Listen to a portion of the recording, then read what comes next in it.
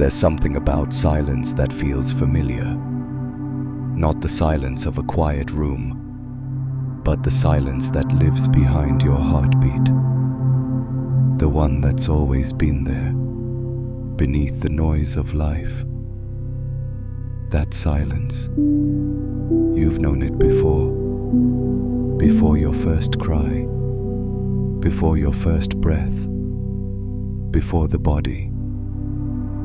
You came through a portal, and one day you'll return through it.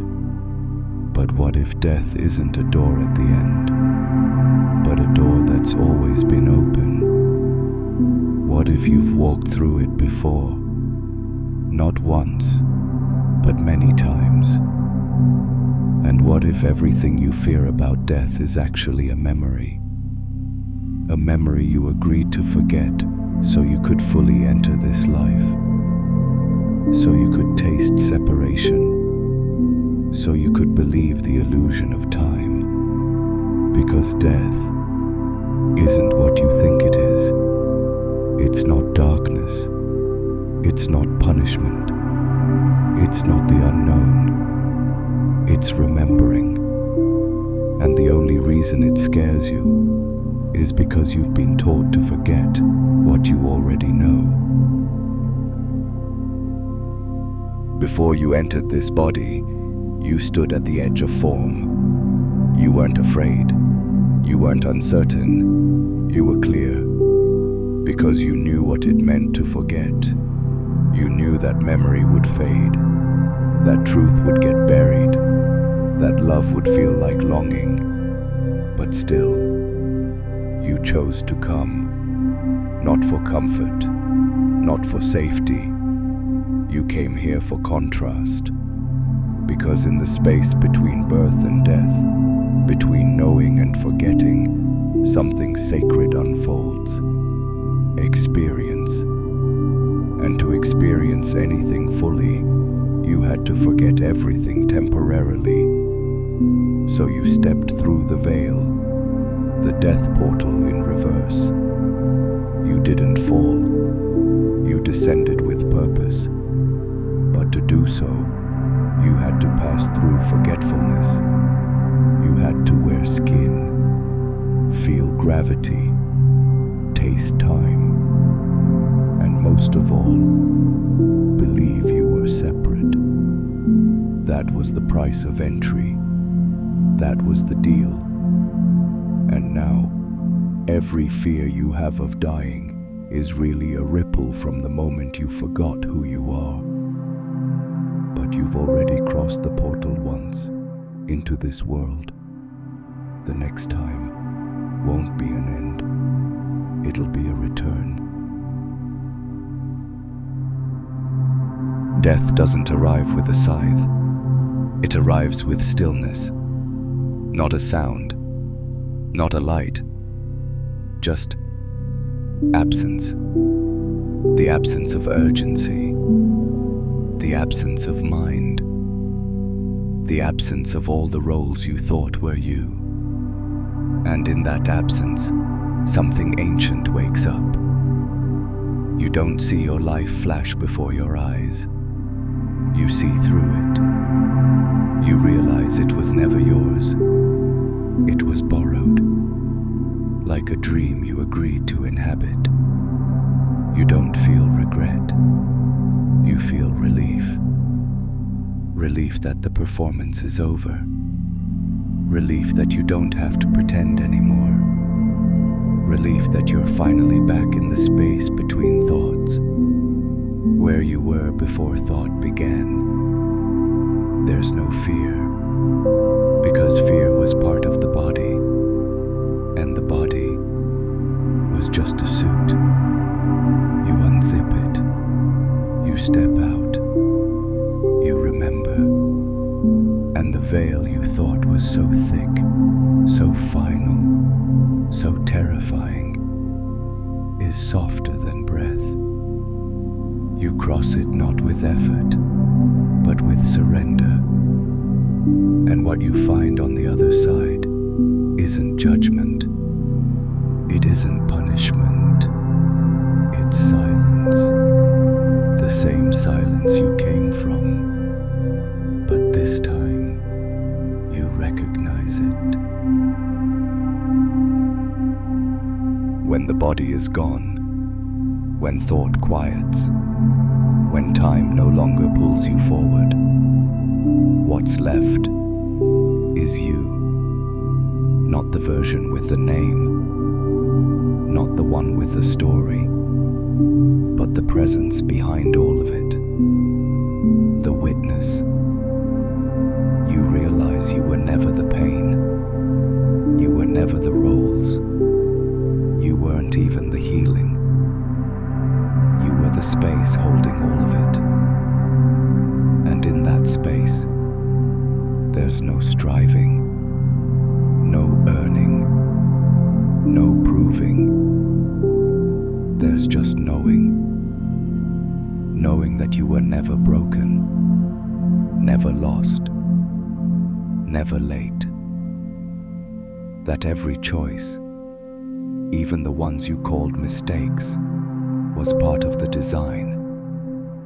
You see it all at once, not as a timeline, but as a pattern, woven perfectly. Even the pain was sacred. Even the forgetting was divine. And in that realization, you stopped seeking, because the seeker was part of the illusion. And now, what's left is the one who never left.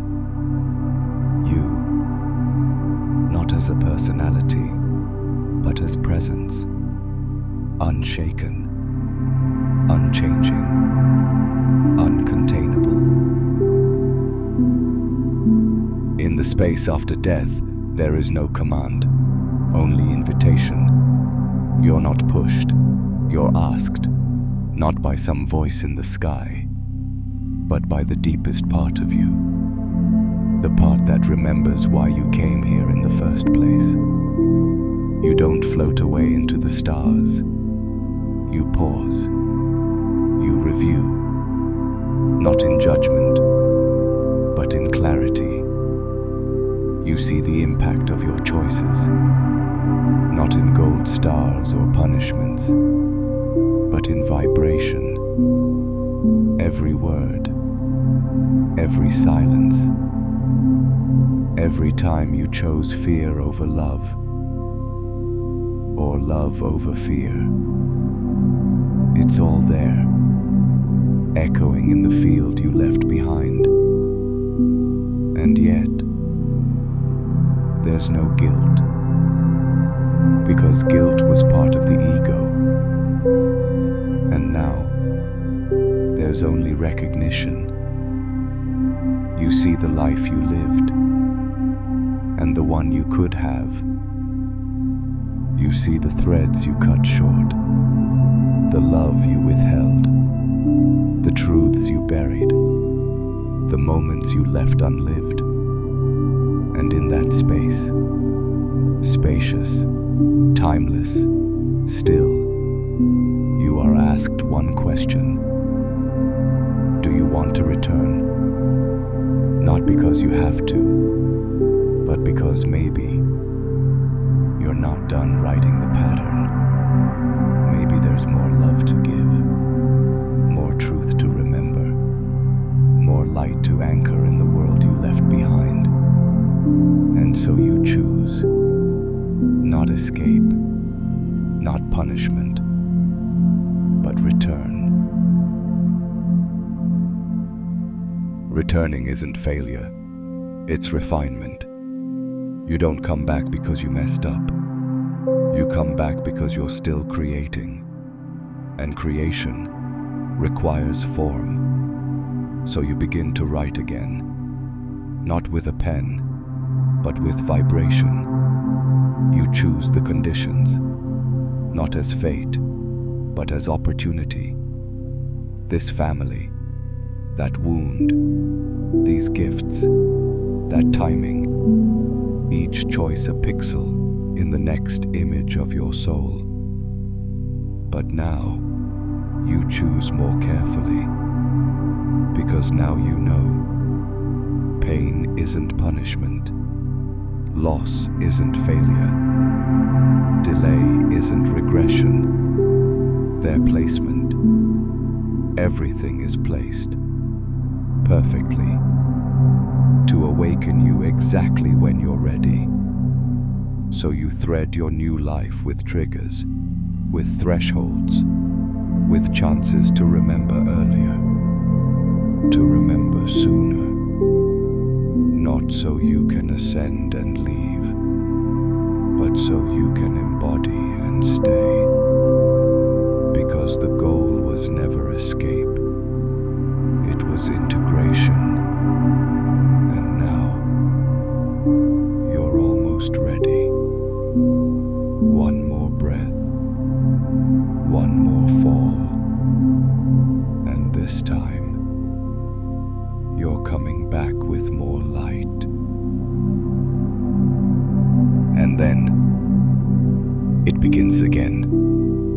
The breath, the cry, the weight of gravity pressing against your skin. You're back, but something's different. You can't say what. You don't have words. You don't even have a mind yet. But deep inside the silence between your first breaths, a whisper remains. Remember. Not the full truth. Just a trace. A faint shimmer in your nervous system. A tension in your heart when something feels false. A strange familiarity when you meet someone for the first time. It's all residue, echoes of the space between lives. You grow, you learn names, labels, rules. You wear the identity, but something in you never fully buys it. You keep looking at the stars. You keep sensing meaning in moments no one else notices. You feel pulled by something you can't name. That's the code. The pattern you wrote before you returned. It's alive in your intuition, in your dreams, in the ache you feel when the world gets too loud. You didn't forget everything. You just buried it. And now, life becomes the process of digging it up, one experience at a time. Life is not the distraction, it's the mirror. Every moment, every encounter, every wound, it's all coded with memory. The heartbreak wasn't random. The betrayal wasn't punishment. Even the silence you sat in for years was part of the design. Because nothing wakes you up like forgetting who you are. And nothing reminds you like pain that doesn't make sense. Until it does. You think you're just surviving, but your soul is retracing steps, touching the same moments you chose before you were born, this time from inside the game. Why? Because remembering from the outside is easy, but remembering from the middle of chaos, that's evolution. You left yourself signs, synchronicities, dreams, that one book, that one phrase that haunted you. And when you followed those threads, you weren't becoming someone new. You were uncovering what never left. Life isn't a test you pass. It's a riddle you wrote and now get to solve. Not with logic, but with presence. You don't have to wait for death to remember who you are. You can cross the portal now, without dying. You cross it every time you sit still and listen deeper than thought. Every time you feel the illusion breaking and don't You cross it when you stop chasing purpose and let silence speak instead. This is living death, not in shadow, in awareness, where the ego dies, but you remain, where the noise fades, but truth sharpens, where you finally see that the life you've been living was never the whole picture, just a sliver of something far vaster. And in that moment, you don't feel fear. You feel familiar, like you've been here before, because you have. The veil lifts, just a little, and what rushes in isn't doctrine or dogma or belief. It's recognition, a soft, quiet knowing that you've never really left. You just went deep, so deep you forgot. But forgetting isn't the problem. Staying asleep is. And now that you've glimpsed it, now that you've remembered the death that births life, you can't go back. Not fully. So now you know, death isn't coming for you.